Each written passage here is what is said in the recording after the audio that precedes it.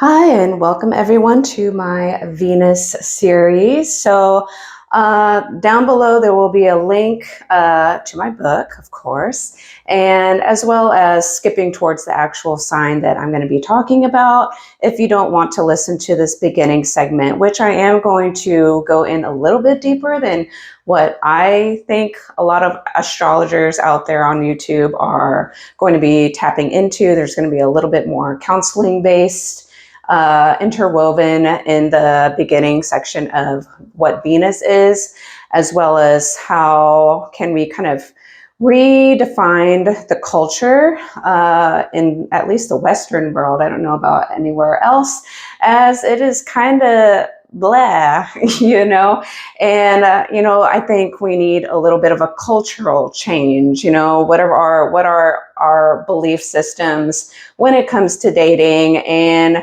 getting somebody to fall in love with us, because you can't actually get someone to fall in love with you or anything like that necessarily. So depending on who you, the viewer, are, because I don't actually know who you are and what you struggle with, I'm going to tap in a little bit with a little bit more counseling in there, since I do have a master's in mental health counseling and I love relationships, as I am a Libra rising, Libra South Node in the first house. So this is my book. You can get it on Amazon. The link will be down below. It's also in the description box in my channel description page. It is like a personal story. You can learn a lot about it, or learn something about it from reading. Of course, you're going to learn about it if you read it. But if you like relationships, learning from heartbreak, learning from different encounters, how we deal with one another, because that is all Venusian, Venus energy is relationships, self-value, self-worth, and money. What do we attract? And so if you read that book, it's not going to solve your problems or anything like that, but you might feel heard. There might be something in there that may relate to you or someone that you feel close to, as well as kind of learning how to empathize and be more compassionate of other people as well as yourself, because if you want the world to be a better place, then you have to understand that nobody is exactly like you, and that's a good thing, because otherwise the world would be really boring, and each individual brings their own authentic, creative, cool, weird person, whatever, to the mix, so we all can learn and grow. Some other books, because I'm just going to be this type of person, even though I'm not the writer of these books. But if you haven't already heard of or read these books before, these can be things that you can learn from if you're struggling in relationships, or just, you're on a self-help journey, self-improvement journey, self-awareness journey. If you've just kind of started and astrology was just appealing to you, that is one way of doing it. These are other books that I just grabbed off of my bookshelf, and so if you haven't heard of the 5 love languages, it's very popular. If you haven't read it already, I think there is a part 2. Reading this, getting the examples of what the writer, Gary Chapman, I'm always bad with names, basically, we have 5 love languages. You can say in astrology, the Venus signs in the 12 zodiac signs are 12 zodiac love languages. It's just a little bit different in how we kind of interpret it, or another level of stuff. So words of affirmation, acts of service, receiving gifts, quality time, physical touch, and everyone has, their kind of go-to with that. If you haven't read that, this one I haven't read in a long time, so it's, it's a very short read, but why Why Am I Afraid to Tell You Who I Am by John Powell. I have to do it like this. But if that is interesting to you, I'm going to try and link them down below so it's easy access. So yeah, but that's a good, very fast, easy read. I've read it one time. It probably was common sense to me, so I don't remember it as much. This was one of the first books I was suggested from somebody during my terrible relationship, which is in here. The biggest lesson of my entire life was that relationship that really woke me up to what the hell I was doing also. Even though I wasn't doing anything necessarily bad or wrong, I was self-defeating in an unconscious sense, and so realizing, maybe you'll figure this out during the bubble time of your first Saturn return, which that was happening to me, as well as the Pluto in Capricorn transit, which I have a stellium in Capricorn in my 4th house. It's a very emotional house of emotions and family trauma. The foundations of childhood is in the 4th house. So it made me really unravel, and all this stuff kind of brought up to the surface. So maybe, in a creative way of how I wrote the book through stories, maybe you can come up, or certain things will light up in your head, if you read it.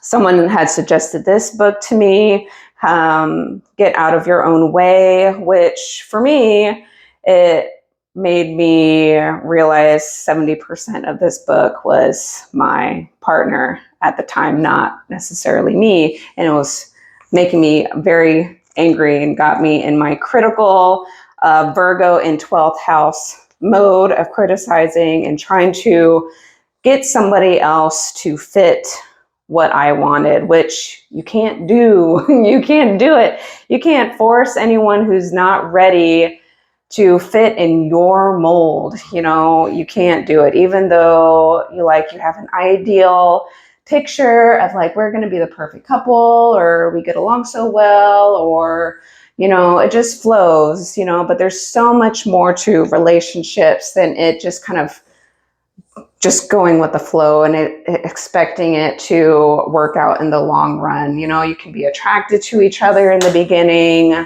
It can be fun. You can busy yourself with all the entertainment stuff, which is, the dating, the Leo 5th house stuff. But at some point, someone, needs to be able to speak up and talk about some serious stuff, or be able to do that in the first place, early on.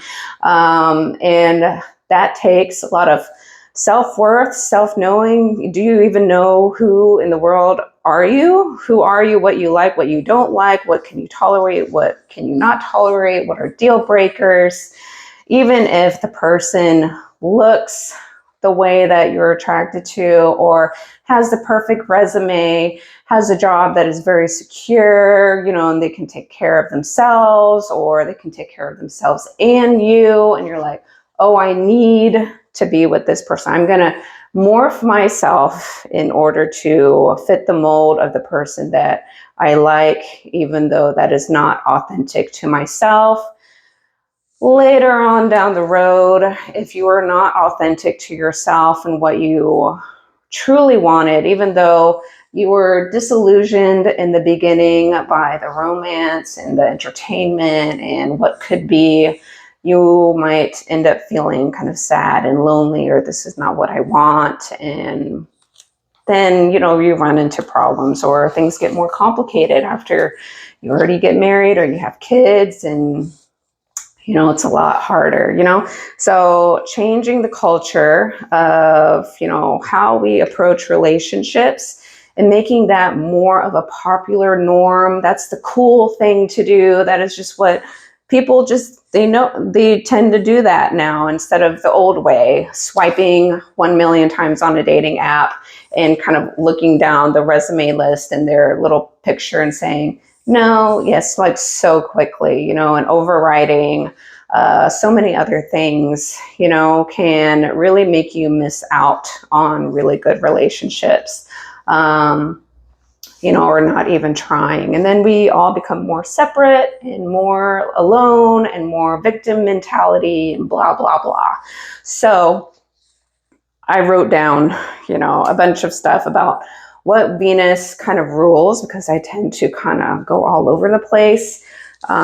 Usually in past videos, I do that, or I blank out because I have Chiron and Gemini, and I'm always a work in progress with my Chiron and Saturn. And I have a playlist down below on my channel. If you click my name down below, you'll see a list of videos, shorts, playlists, lives, blah, blah, blah. And you can click on playlists, and it's whatever I have put up so far is organized there if you want to check out other videos to help you. Otherwise, why am I doing this? I'll just help myself. I'm not going to help you. I don't know who you are, but I love doing this. I do it anyway at work, with my coworkers. They come to me for advice all the time, or, I notice things about them that they need to work on. And sometimes they're not always ready or completely aware to work on their things. And that's fine. I see them all as my little children, even though a lot of them are older than me, or some people, I don't know, whatever. So basically, Venus rules charm and magnetism, just kind of what naturally kind of gravitates towards you, as well as what you may be giving off to other people.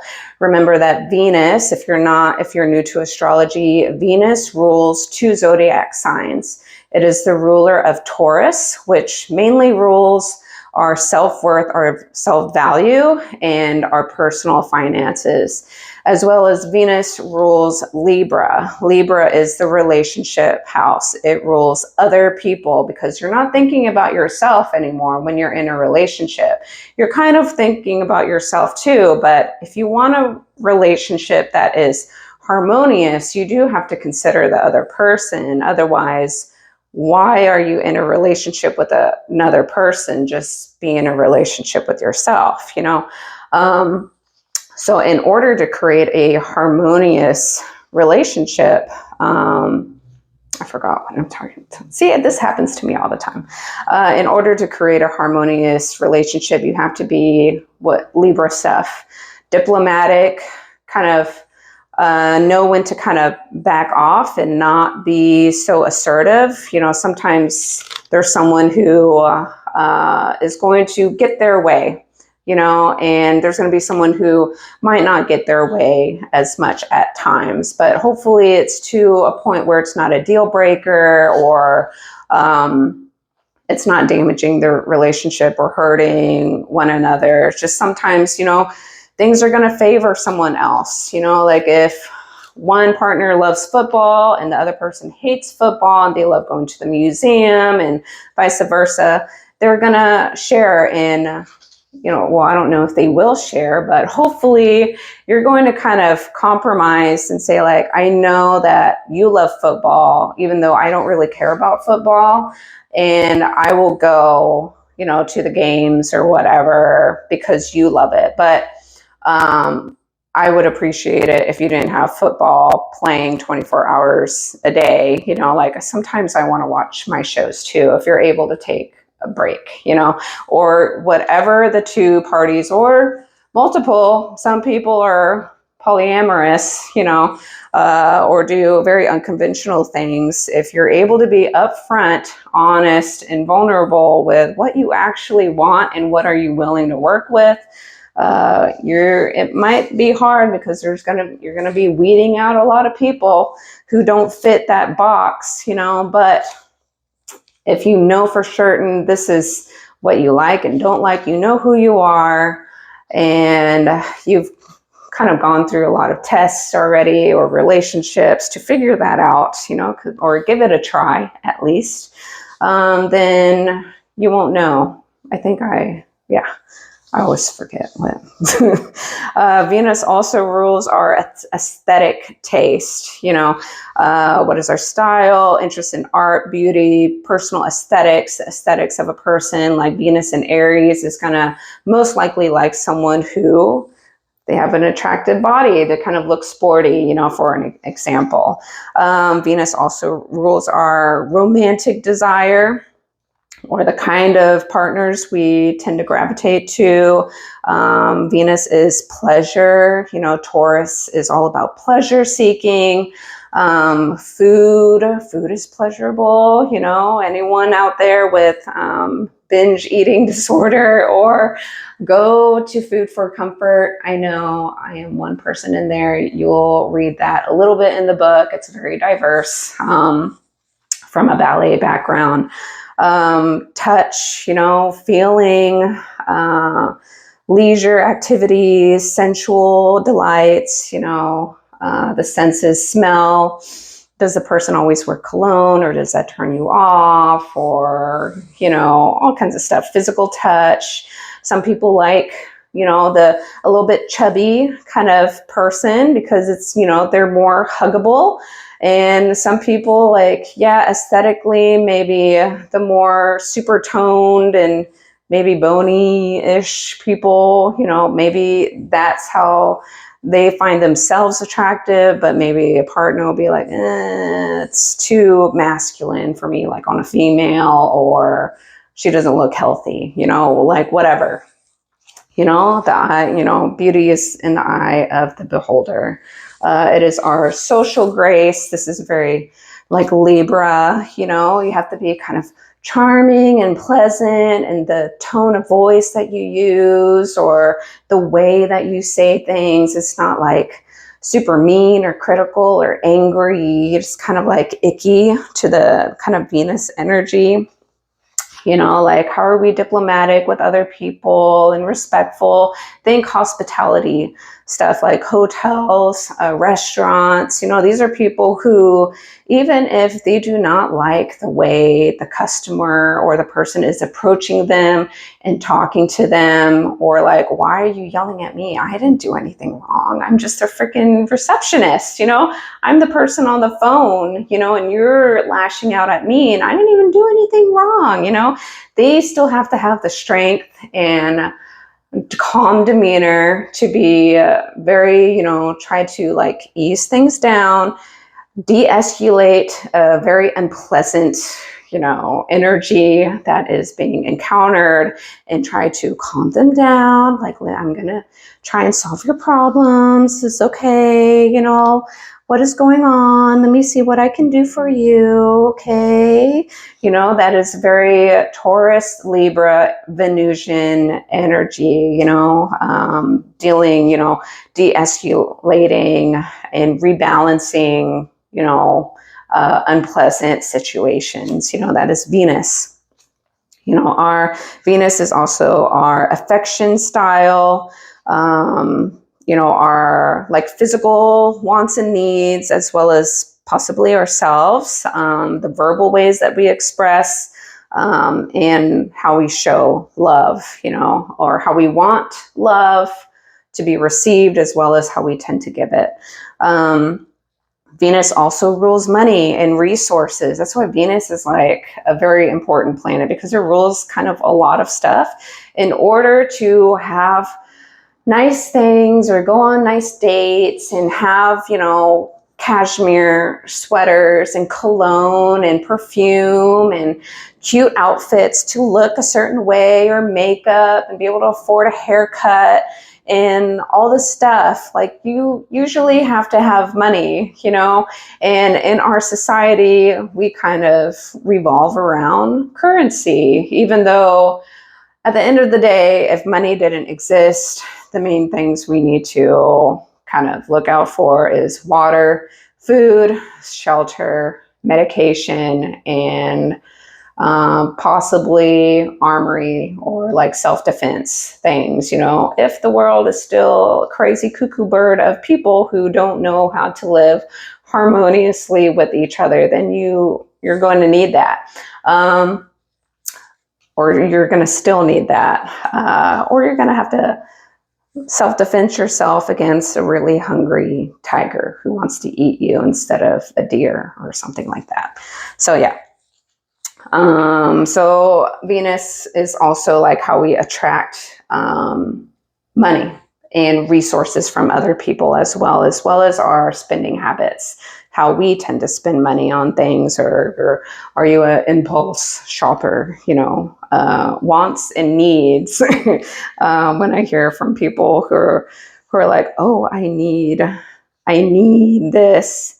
And I'm like, you need that? You definitely do not need a $300 Labubu, okay? You don't need that. You want that. There's a difference. Venus rules our value system. What do you actually value?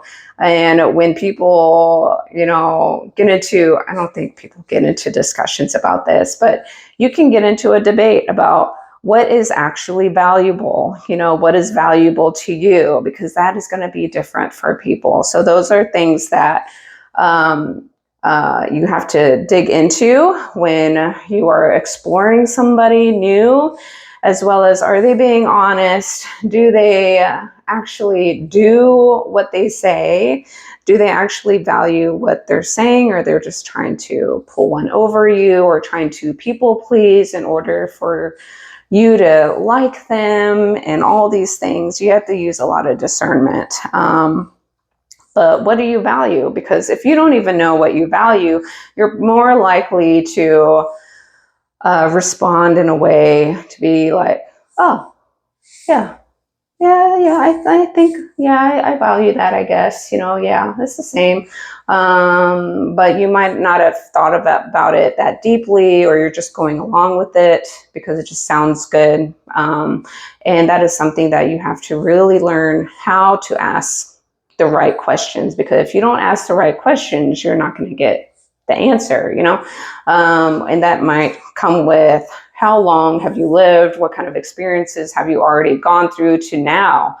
Now your value system has changed. And now, after all the crap that you've been through in the past, you are now going to ask certain things earlier on to prevent devaluing yourself, because if you love yourself, why would you keep entertaining someone that makes you feel bad or hurts you, or your alignment on how you spend money or your lifestyle just doesn't align, and no matter what you do or try and tell the person like, hey, whatever you keep doing hurts me, you knew, if you discuss this, you already knew that's how they were before. And if that keeps hurting you, and they don't want to change at all, they love living and spending that way, even if it seems kind of reckless or irresponsible or whatever, you might not be the best match. You're going to keep fighting, or one person is always going to feel hurt, like, oh, you make me feel really, you spin like this and it makes me so stressed. We don't have like millions and millions of dollars to do things like that. And the other person will, well, you might die tomorrow, so I'm going to spend the entire check, in one day, because why not? And money is always going to come back. So your belief systems and philosophies about how money is spent is just different, and so if you know that, no matter how attractive you are, how they make you feel, and the lifestyle they may give to you or whatever, if you're not willing to sacrifice or whatever it is, you're going to end up being hurt. And so why do you keep doing that to yourself if that's not a part of your value system, and if you're holding on to something like that, that says something about yourself as to why are you holding on to someone like that if something negative. I can't explain all the situations out there, and it depends, so why would you keep hurting yourself or putting yourself in a situation that devalues yourself? And if it hurts you, unless maybe you're a little bit too full of it and you do need to be dropped down a peg. Possibly, maybe it's unrealistic. You have perfectionistic ideals, in other people, and you have to kind of succumb a little bit lower to what your standards are because it's just unrealistic, and you might as well, buy a robot that looks exactly like you or the way you want it to be and programmed exactly the way you want it to. And hopefully that just does it for you, makes it happy. We're probably in a time period where you can do that, at least in the future. But I don't know how authentically happy you're going to be, in the long run, at least. Let's see. Venus also rules our relationship pacing, like how fast, slow, or balanced, it's going to be like a Venus in Aries is going to be so fast. I like you, I hope you like me, and we're going to make it work. And it's like instantaneous. Venus in Capricorn might be like a slow burn, it's a slow growth, slow burn. Do I trust you in order to open up? Do you seem like a stable and secure person who can provide for yourself or provide for the relationship too, or whatever? They're going to play out a little bit differently. Romantic ideals like fairy tale, like Pisces, or very pragmatic, like a Virgo. Artistic expression is Venus. Our magnetism for love and wealth. Our collaborative energy, because Libra is collaboration with another person who is not yourself. How do you do that? Your seduction style, like a Venus in Scorpio is going to be very deep, almost like intrusive, wants to get into your psychological psyche, which, maybe like a Venus in Leo or someone who has a 10 of Leo might be like, this is too much.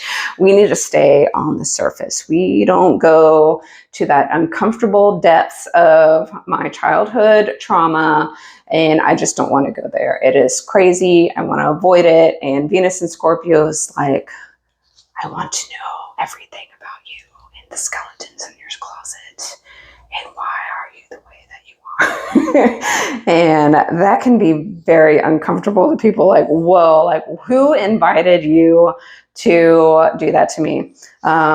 Venus in Scorpio people might attract sexual encounters, and they didn't do I have an invisible sign around my neck saying my body is for you? I don't want you to be around, go away, so that is also what are we attracting, or Venus in Scorpio. I'm using Venus in Scorpio because I have Venus in Scorpio.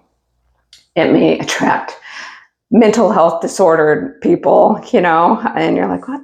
God, why do I like these messed up people? And so learning how to discern what kind of messed up people can you handle in a healthy way that doesn't make you go down in a negative spiral. You can read that in my book, through my psychosis experience. So, Venus is also your self-worth, self-love. Do you love yourself? Why would you do that to yourself if you loved yourself? There's a basic question you can ask. It's the cultural influences, because in different cultures, there's certain ways that we may learn to express love and respect. Things that you do and don't do, because that's just part of the culture of what, creates harmony. And so in certain cultures, westernized cultures might need to learn a little bit more from really old, very rich cultures that have been around for a really long time, and try and implement the practices that may work for them. Maybe it'll work for you, maybe not, but something to look into, I guess. That's why international travel has benefits if you're able to branch off into, a culture that is really, really not yours, whatever you're willing or able to do. Venus is like our relational wounds, like how we interact with each other, because we don't always have the same Venus. Within your age group, you're probably going to have the same Venus sign as your peers. So you're going to mirror back, that kind of Venus energy. Or, other aspects as well, like your North Node, South Node, your Saturn sits in there for a while, things like that. So you're going to have similarities in your little small age bubble or your generation. But when you branch out to people who are older and younger than you, their ways of showing and expressing love or what they believe is attractive is going to be different. So yeah, and then Venus is our love language, like affirmations, physical touch, gifts, acts of service, quality time. And Venus can be like a projection mirror, which all of us tend to be a projection of each other in our shadow self, our unconscious self. When people say, oh, I'm working on my shadow, that is no longer a shadow. You're conscious of what that is, so you can now work on it. Shadow is something that is like almost in the 12th house. The lights are off. It's not easily accessible. You're not aware of it. So if you're not aware of it, how can you consciously work on it? It's unconscious. Okay. Kind of going off onto another segment. This intro is going to be really long. So Venus can be like the economics of love, how we exchange energy, time, money, and attention in relationships. So maybe it starts off really good in the beginning, but over time, if you don't work on it, if you don't water the area that you want it to grow like a plant, or nurturing like a cute little puppy. I'm about to get another puppy. So cute. If you don't, nurture, the relationship or whatever, it's going to die. Like the living plant, if you don't water it, it's going to freaking die. You have to kind of always tend to it. And if you're not ready to do that, you're still working on yourself, it might not be the best time to get into a serious relationship. And hopefully if you want a non-serious relationship, that you communicate that to the other person, because that's bad karma, okay? Venus is also like a boundary setter, because it's your value. It's like, I will not tolerate that, and I'm going to communicate that to you when it feels hurtful or you're overstepping, someone's overstepping, almost like sexual harassment or rape or anything like that. That like, no, you're not allowed to do that. I don't trust you. I don't know you. Well, you don't just have access to me because you bought me a coffee and now you get access to my body. Does that value add up? That doesn't make any sense, right? But there are people out there who is like, well, I bought you a meal, so, you should put out. You're like, no, so no matter what the belief systems are, there are boundaries, and some people don't know how to communicate their boundaries firmly. And there are people who do not listen and hear the other person when they're speaking their boundaries. They're like, oh no, they didn't mean it like that. They're just playing hard to get, and that's when things get really complicated, blurry, toxic, and you're diving into a really bad situation for all parties. Venus also shows how we feel desired, because some people will love it if you give gifts and being spoiled, and some people will be like, I really don't care, like it's just a lot of stuff, and they don't care about material stuff. They care about quality time and learning from each other or doing other types of things. Venus is not just love, it's diplomacy. So it's like, how do you reciprocate negotiate, compromise, and balance the needs of the people who are involved. Venus is our attraction field. I already mentioned this with like what you tend to attract.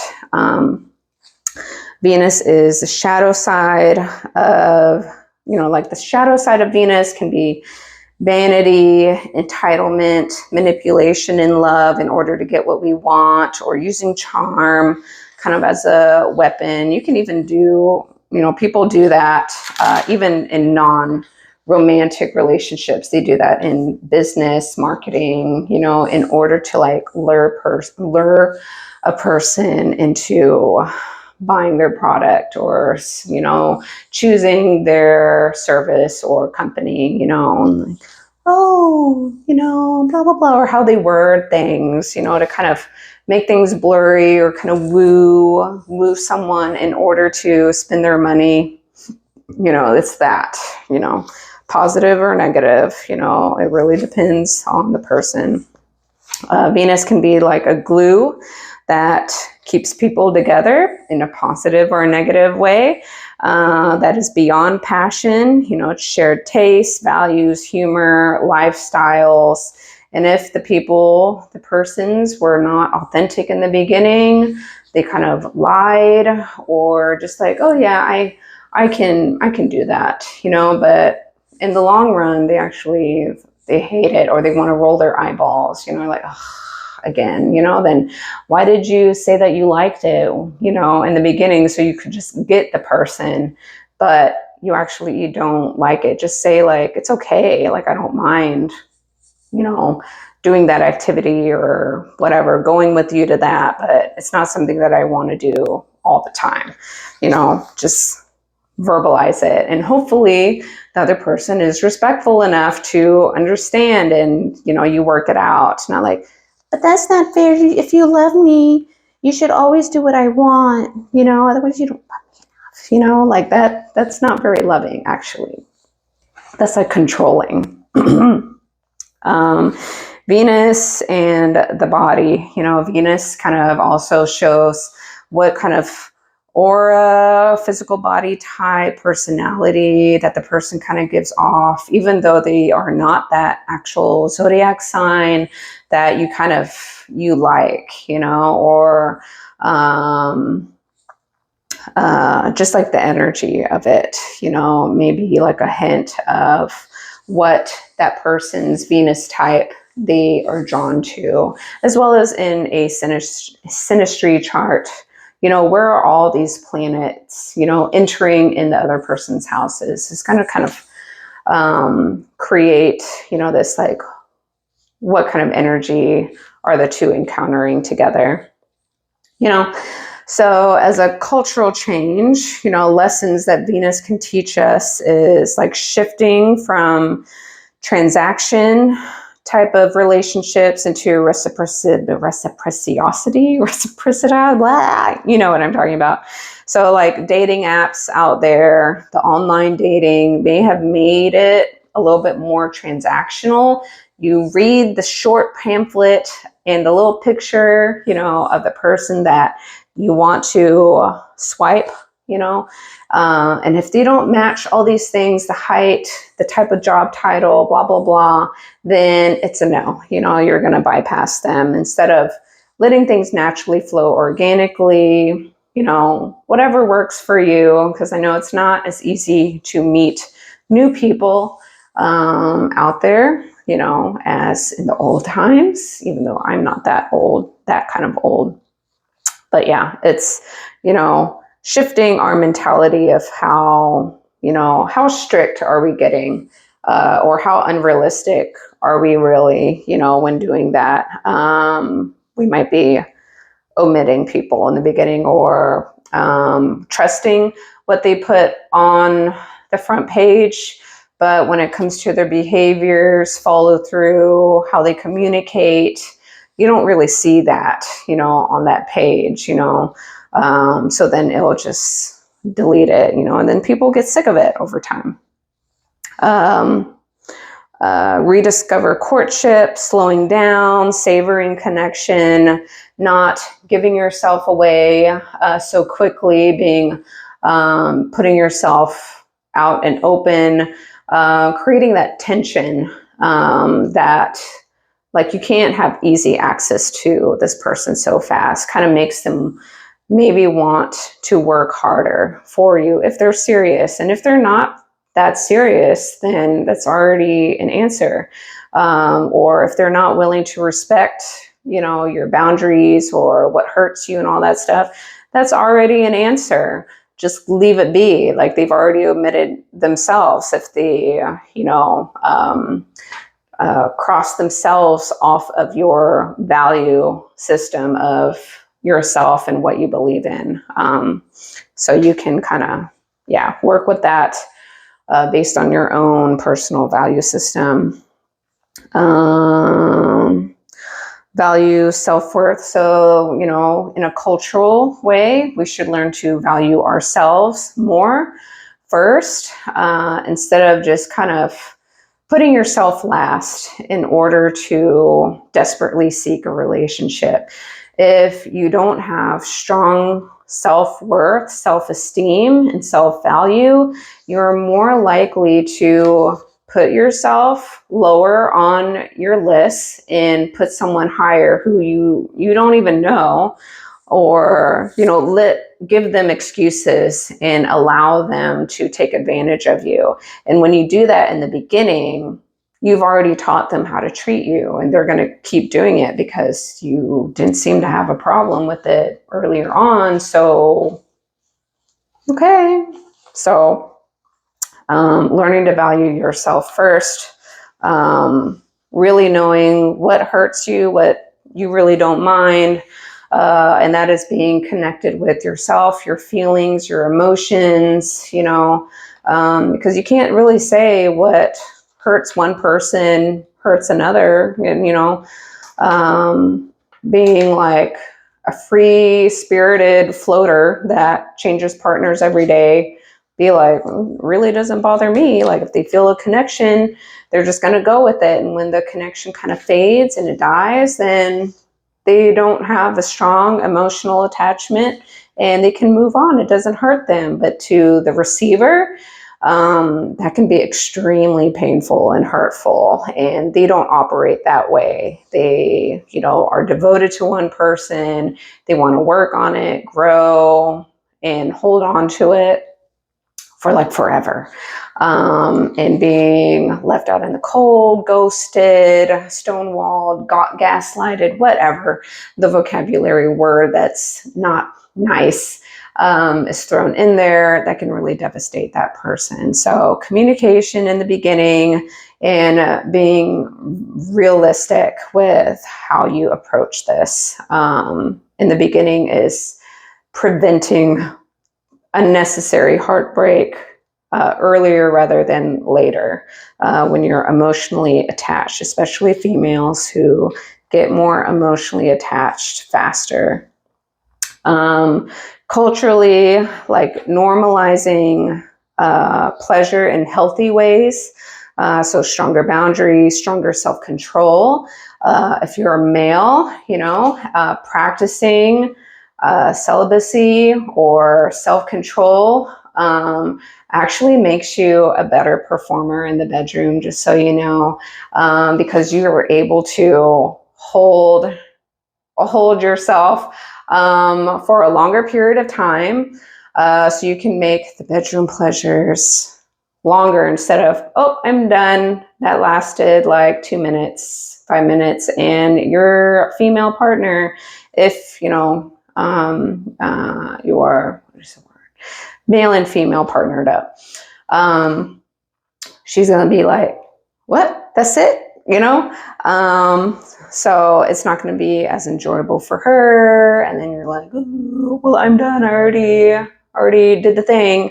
So when you practice self-control and you're not watching porn all the time, stimulating yourself in that way. You're learning self-control. You can go out in society and being around a lot of really attractive people, and you can still control yourself.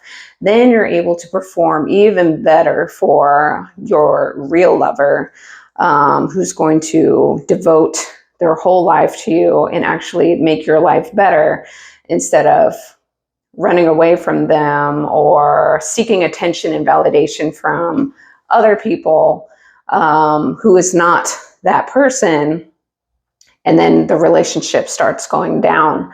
And it's like, well, what happened? You were lovey-dovey with each other in the beginning. What happened?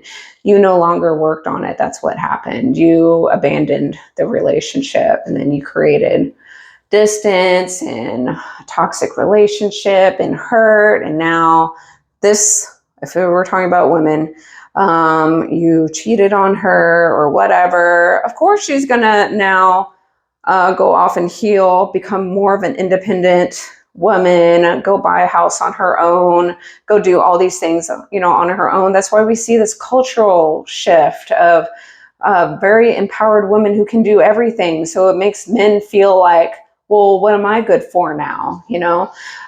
So men have to kind of catch up, and kind of reorganize what they're doing or what they're not doing, that is kind of putting them in this cycle of, self-defeat, because the women want you, okay?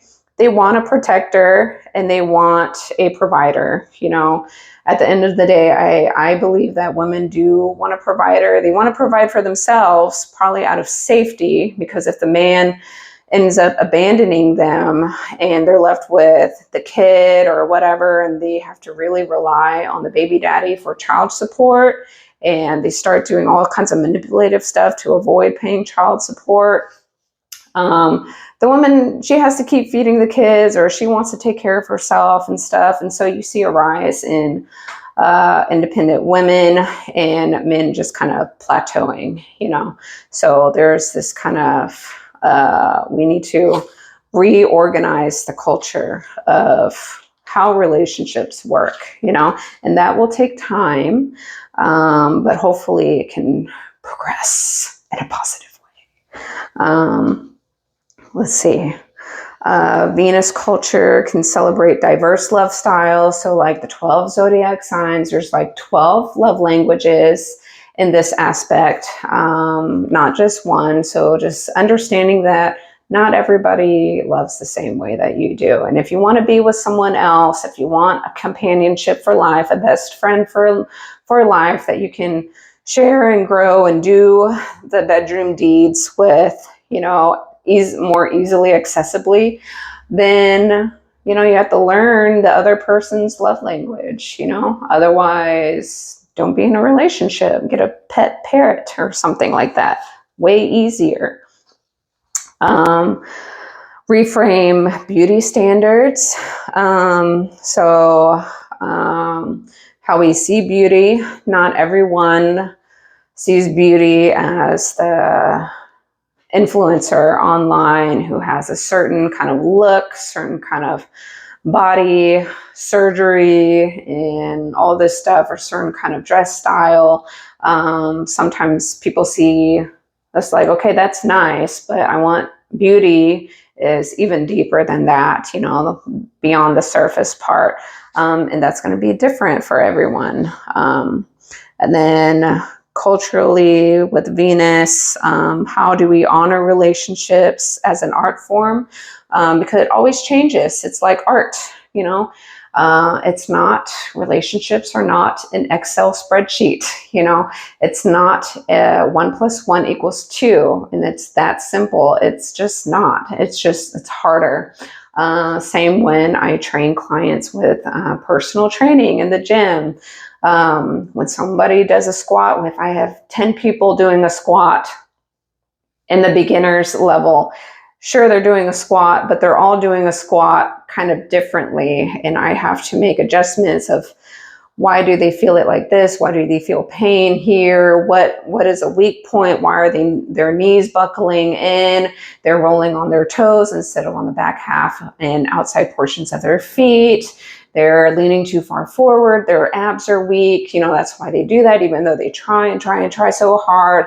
There are other things that we have to work on in order to get that squat to be more efficient and effective to add weight, So everyone does things a little bit differently, and sometimes it's not the person's fault.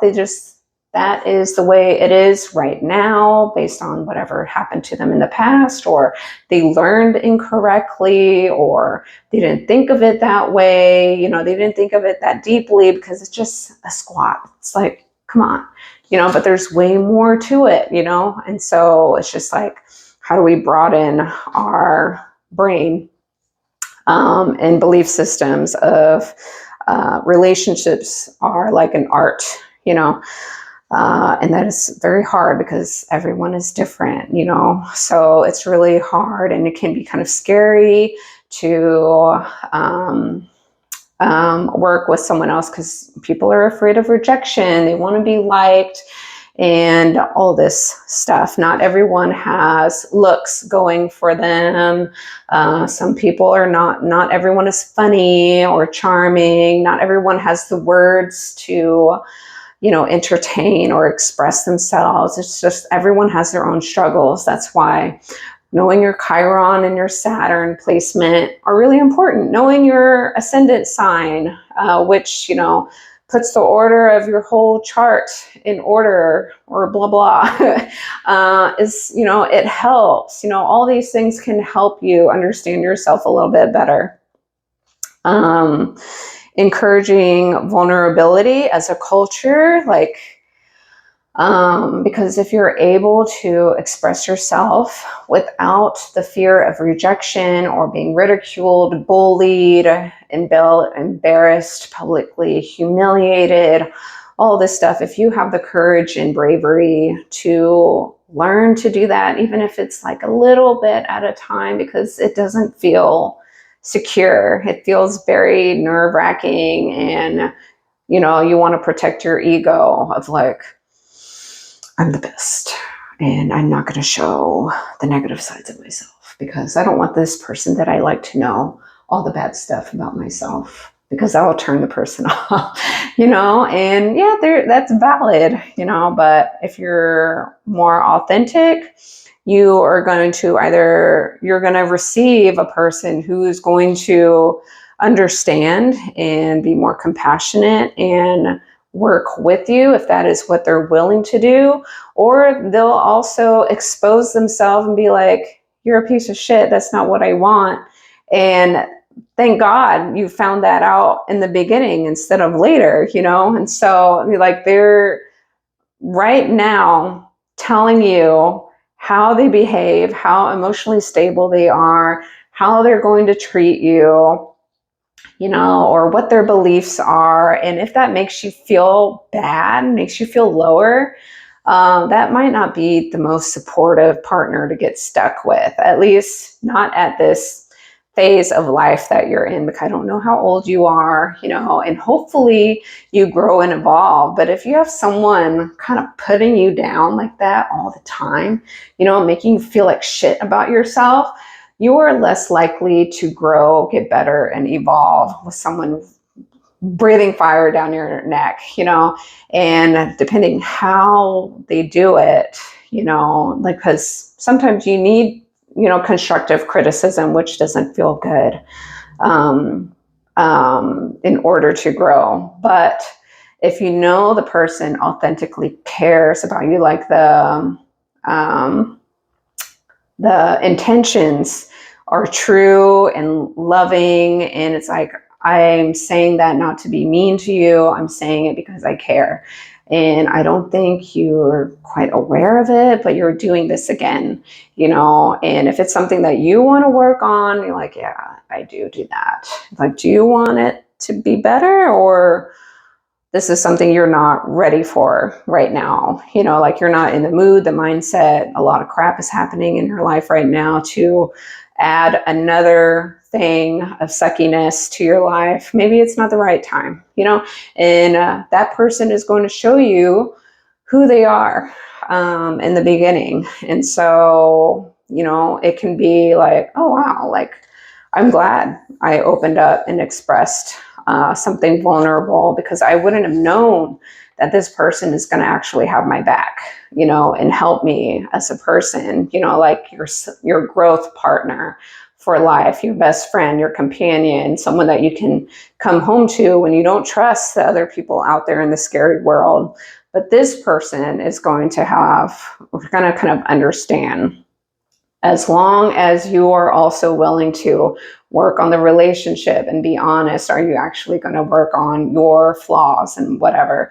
Because if you don't work on your part, if you keep making excuses over and over again, if you don't change the way that you're communicating to your partner that you want to change, and it keeps dragging on and on and on, that other person who is so supportive and patient for you, they're eventually going to leave you, because, it's starting to be a drag or become really draining. It's putting them down. It's making them change who they used to be, and they used to love themselves. And now you brought them lower, in order to match your level of self-esteem and self-worth, instead of you trying to rise up to their standard of self-worth and self-esteem, and being patient enough for you to get there. And they had to come down to kind of help you keep coming up, while they still maintain and hopefully still also grow. So it's like a dance or a balance of the two. And that's going to determine, is the relationship going to work in the long run or not? So, and no one can really, really determine that besides the two people in the relationship. Even if you go outside of the relationship to ask for advice, make sure you talk to the actual person that you're in the relationship, what's going on, not all these other people who have no idea what's really going on or how the other person feels in your relationship on how you need to approach the relationship. You need to just talk to the person you're in the relationship with, because that is just insane. Venus in a cultural change way, integrate money and love with awareness, because Venus rules money, and we know a lot of couples, they fight about money all the time. How do you spend money? When you make a big purchase, do you communicate and talk to each other about it? Or you're like, I'm the one who made the money, so I don't care about what you think or whatever. We're going to buy the couch like this, or we're going to decorate the house my way because that's the way I want it to be. That's not very loving. You have to coexist with someone else who has to also enjoy the environment. You have to come to an agreement. And what your value is on a house, if you are going to buy a house, what size, how big or small, is it realistic? Does that leave room for your lifestyle, travel, education, activities, entertainment, or are you going to be house broke? How do you allocate, extra savings? What makes you both feel safe and secure? Does anyone have spending habits, shopaholism, gambling, addictions that will take away from the home team, so to say, because eventually that's going to hurt the partner, and if you're not honest, you get like sneaky behavior. Someone opens a new credit card under their name to, hide statements from the other. Yeah. Or participating in like wild exchange clubs when they never told you that after like being married for 10 years, and it's like a huge surprise, and you trusted the person the entire time, and this was a huge slap in the face. Or you allocated money to your kids' college funds, and after 20 years of being married, you never even thought to check all the time, and you just trusted because Why would you be in a relationship that you don't trust? And you realize that all the money is gone, for your kids, and you put money towards that as well. And now what happened? Like all of these crazy things happen to people. And, it is not fun, and it's really hard. And if you have ever gone through something like that, I really empathize with you. It's not like I can solve your problems or anything like that, but, I am aware that shit happens. So that's why I like to promote a cultural change in how we approach relationships earlier on to prevent unnecessary torment, later on, and that is my 1 hour, oh my God, intro. So the next segment is to the zodiac signs, Venus and through the signs. So catch you later. My name is Natasha. Please like and subscribe if you find my videos, my very long videos, informative. Okay, bye. Okay, Venus in Cancer. This is Nemo. He is 11 weeks old now, and he wants to eat my mic. He already ate the little fluffy part of it, but he did not swallow it, thank goodness. But Venus in Cancer, this is a sign that you love to nurture and be nurtured. You have to have a lot of consistency in a relationship. Make sure that the person is there for a commitment and is responsive. It listens to your needs and your pains and your whatever, and takes you seriously. Doesn't like ghost you or play mind games, treat you, breadcrumb you, or anything like that. Otherwise, Venus in Cancer is not going to feel secure about that. You have to think Cancer represents the home and family. So, in order to create a stable foundation, a stable childhood foundation, if you want to have kids, you're going to have a stable partner and someone who is emotionally at least mature, and you care about your finances. It's a form of security, not necessarily like you need to spend it on flashy things necessarily, but it's more like a security thing, because if you don't have, a secure bank account, then it's really hard to raise a family. It's more stressful to worry about basic needs, food, water, shelter, medicine, things that make your kids happy. Make sure they don't have like a material wound or anything like that. They can get, at least some things that they want. It's not like you have to really squeeze. Oh, squeeze, my poor baby. You want to go down? Okay, fine. Bye, my baby. And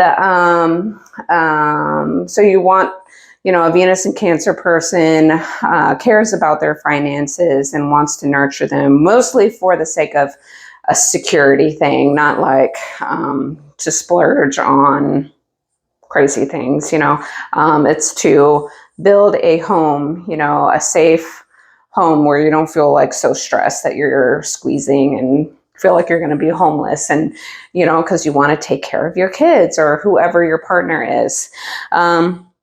When you kind of hurt a Cancer, Venus in Cancer person, or a Cancer in general, they might give you the silent treatment. They might take some space away from you because they're hiding in their shell, or they don't know how to approach hard conversations. Sometimes that might be a downside to this sign, because when you feel hurt, sometimes you don't know how to express it, or you don't want to hurt the other person because you're very nurturing and caring about the other people in your life.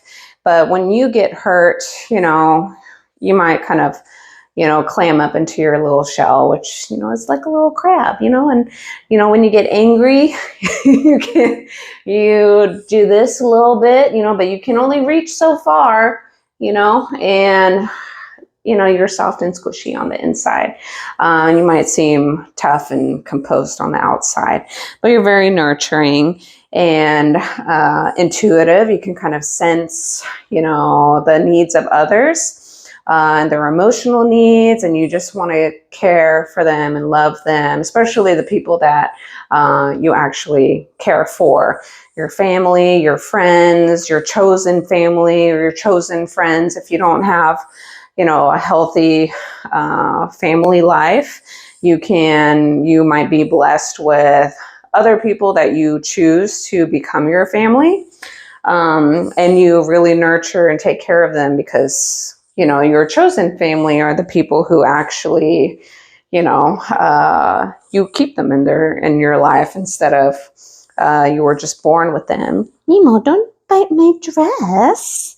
Yeah. Okay, I'm gonna come back. And like when someone's sick or anything, you will definitely take care of them, and you would hope that they do that for you in return. Just be careful of people who might take advantage of your nurturing heart and that you give your all. So just be aware of that, or people who do that to you, because sometimes we expect people to do the same for us as we would to them. But if, they didn't have the opportunity to show you what they're able to give to you, it just happened to work out that way, then, you don't always know. Or if you enable them and give them excuses, because you understand what's going on and you want to nurture them, that's a sign that you have a unhealed wound within yourself. It always depends on what you're able to tolerate, and you choose to keep entertaining and give your energy towards. No one can ever set those limits of, are you going to keep going and going, or when is it time to possibly call it quits and move on? But if you have a partner or seeking a partner, you want that person to get along with your family and be accepted by your family, as well as your friends or your friendship circle. So this way it's a bigger, happy family, and you can do a lot more fun things together and play together and all that stuff. But Venus in Cancer, it's a nice one to have, I have to say, especially for the receiver. Lucky you. But as a Venus in Cancer, you can be pretty fortunate and blessed in this department of home and family and emotions, because Cancer represents all of the emotions. Can be kind of moody, or because it represents all the emotions. Because it goes through all the ups and downs. It's a water sign, and it's a cardinal water sign. But typically it's a go-getter, cares about money, cares about finances, cares about just security, making sure it's a safe home environment, a secure and stable, financially stable, emotionally home environment, because you care about nurturing and creating children or puppies, animals, whatever it is, or caretaking. Tends to be a caretaker of some sort, either to children or to the elderly, or whoever you want to care and nurture other people, or whomever it is, whatever life form it is. Maybe it's plants, for all I know. You just want to raise and watch life grow. We can put it like that. So yeah, and do all the cute little things that, a lot of parents deal with, which can be very hard at times, very emotional. You go through the tantrums, you go with the aches and pains, and the moodiness, and I want this. I'm like, you can't have that. Like, I don't care. I want this and whatever, and trying to, just work with it, and so, if you enjoy it, then, then go explore it and have fun. and join the ride, because that's like that is the hardest job in the entire world, is raising kids. And it takes a lot of time, organization, money, unexpected things, unconditional loving of, a different personality type that you just received. It's like a gift in a box, and you didn't get to choose exactly what you're going to get, the temperament, what the kid likes and dislikes, and what they choose to do and refuse to do, and what you wish they want to do, and you can't force them to do it, and trying to organize them. And then if you have multiple kids, and they kind of do all these things to each other, and that makes it even more complicated. And then they want this and that one wants that, and they say that's not fair, brother or sister number 1, 2, 3, 4, 5 got this and that, and what about me? And so you want to try and please everyone that in the best way that you can. And hopefully you also attract, because Venus is like what you tend to attract as well, what you're kind of blessed with. And so you're blessed with all the emotions and intuitiveness and caring. It's just a lot of caring, and maybe crying, crying a lot, and just nurturing. Pretty simple. You want a loyal partner. Otherwise, how are you going to have a family if it's not a committed, loyal partner who wants to have kids or raise a family? Like, why even be in a relationship? Why be married if you're not going to go for that? That might be a mentality for a Venus in Cancer. It's like the whole point of being in a relationship is to raise a family, but not everybody has that mentality when they're in a relationship. So, but that is probably the mindset of a Venus in Cancer person. This is I feel like a super easy video because it's a nice placement to have. I don't have as many warning signs for you, or things that might be psychologically things that you need to be that aware of. Besides, you're going to receive all the emotions, which it's all over the place. And so I guess that makes life fun.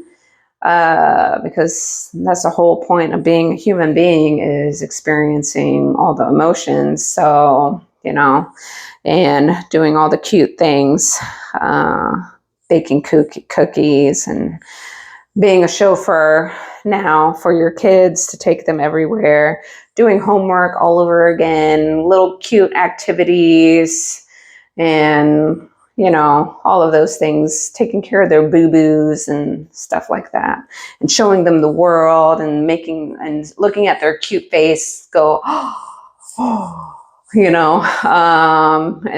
being able to do that, for a little one or whomever the person is, being able to show them the world or experience things, be able to do things, taste things, experience life. You want to nurture and take care and do all that stuff and make everyone's life comfortable. It's like a nice, soft, warm blanket in wintertime with a cup of hot cocoa or something like that. So yeah, please like and share this video if that helped you at all. Check out my other videos. It's in the playlist in my selection thing below. You just click on my name, Natasha's Creative Wellness, and you'll see a bunch of tabs that say videos, shorts, playlists, live, blah, blah, blah. And you click on playlists and you can find that organization of stuff there. And so, yeah, and check out my book. It's linked down below, and catch you later. Okay, bye.